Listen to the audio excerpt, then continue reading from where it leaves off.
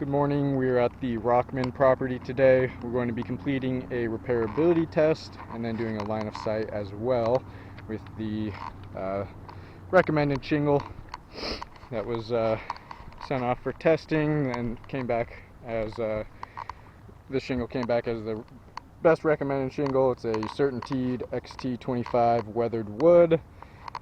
So we'll go ahead and do our repair test with that recommended shingle. Get that on the roof, and then we'll take some street view photos to show how the shingles line up or match up with the shingles on the roof. I'll give you just a quick overview of these shingles. This recommended shingle here, showing you all the identifiers.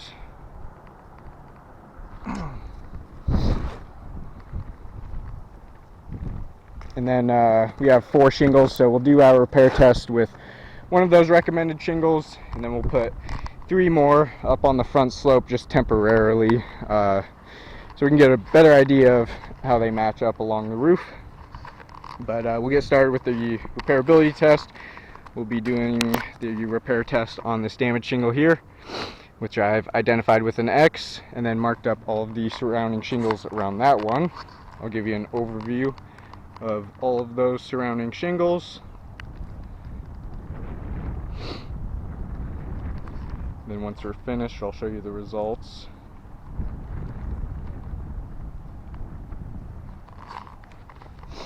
For my tools, I'll be using a flat bar, hammer, roof snake, and putty knife.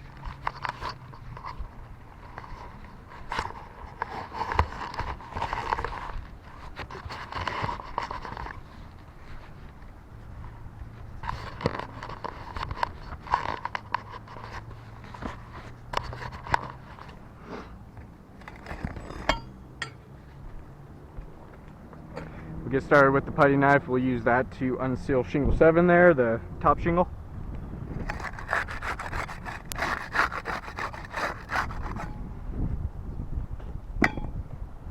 Then we'll use the flat bar to unseal the rest of them. See how those 2 different tools affect the shingles differently.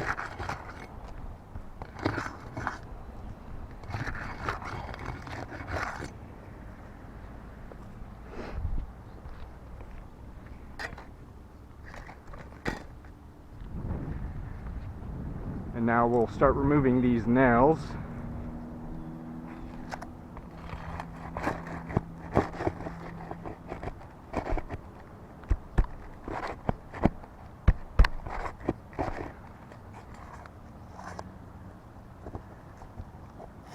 This nail's a bit overdriven and a little bit at an angle, so may have to manipulate the shingles a little bit more than we'd like to get that nail out.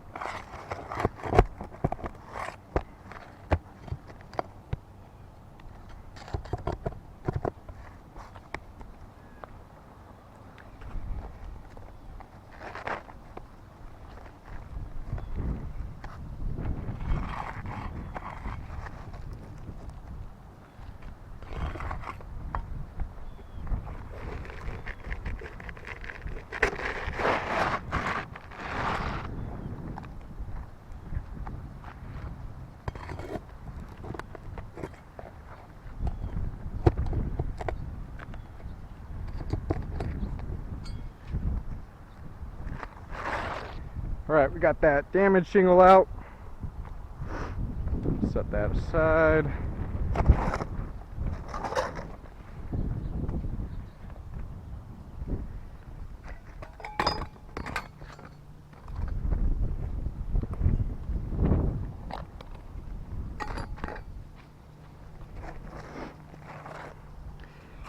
Now we'll get the recommended shingle in there, get it all lined up nicely.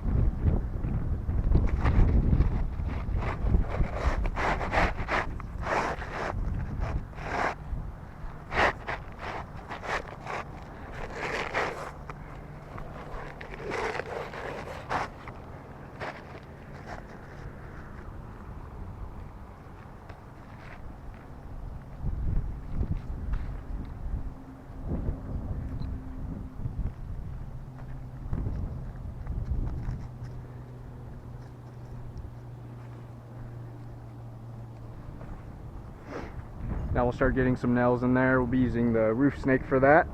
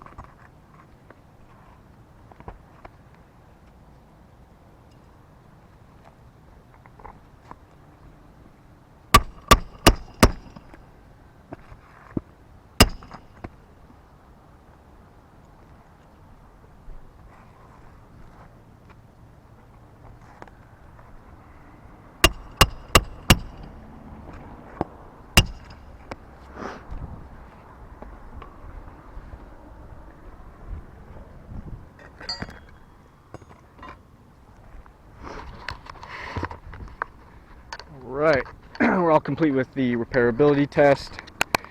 Show you guys the results here. I'll give you another overview of all of those surrounding shingles.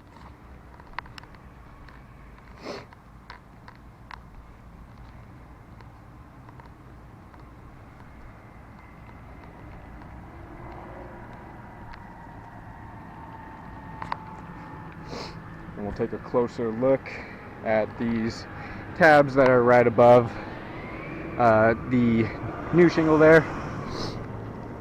We can see a difference in the condition of those shingles right above the repair compared to these shingles over here, the unaffected shingles, the ones we didn't have to manipulate for the repairability test.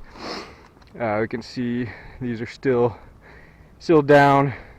Looks like this one's unsealed, but these ones are all sealed down and unaffected. We did not have to manipulate those in order to complete that repairability test, and we can see the difference in the condition compared to these shingles here. Looks like we can see stress fractures along these tabs.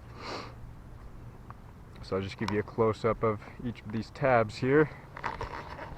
You can see that stress fracture all across where the matting on the shingle broke. I'll give you a side view as well. You can see that pretty easily.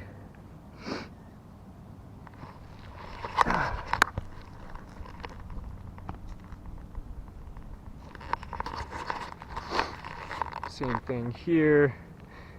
We have a stress fracture along this tab.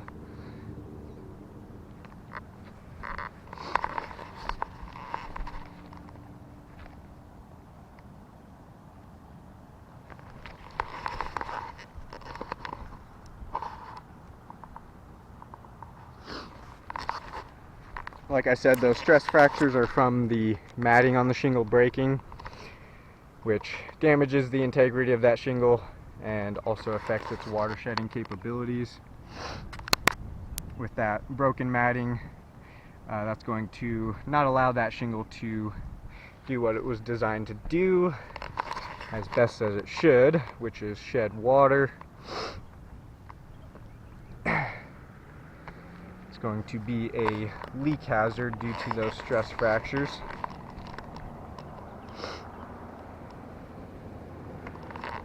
You can see that's real bad in the corner there.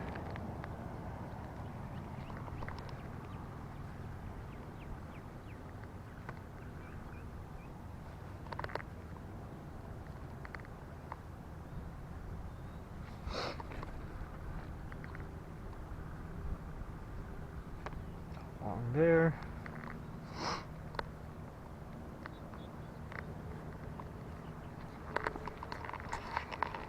I'll just give you another overview. We can just see the difference in these shingles right above here compared to all the rest of them. Just kind of give you a side-by-side comparison here of all of those. I'll check for the mat transfer. Don't believe we had any. But with those stress fractures, I do not believe that repairs are feasible to this roof. We can see the condition that those surrounding shingles were left in due to the repairability test, and the repair test should be the most accurate results in determining whether or not the roof is repairable, as we're doing all the same motions, manipulating the shingles the same way you would for an actual repair. And so we can see the results we're left with. We have an additional 1, 2, 3 damaged shingles just from repairing one, and all of those are going to be potential leak hazards due to those stress fractures. And we can see the wind damage on this roof is pretty widespread. We have wind damage all over to each slope. So if repairs were to be made to this roof, you can see the condition that those repairs would be left in. They would be left with an additionally 3 damaged shingles per each repair, and potential leak hazards all over their roof. And I do not believe that that would be indemnification. Their roof would be in a worse condition than it was prior to the covered loss. So with that being said, I do not believe the roof is repairable. I'll go ahead and chalk up all those damages and get some better pictures of those, and then I'll go ahead and put those other 3 shingles up, and we'll get some photos from the street to see how those line up as well. And thank you for your time.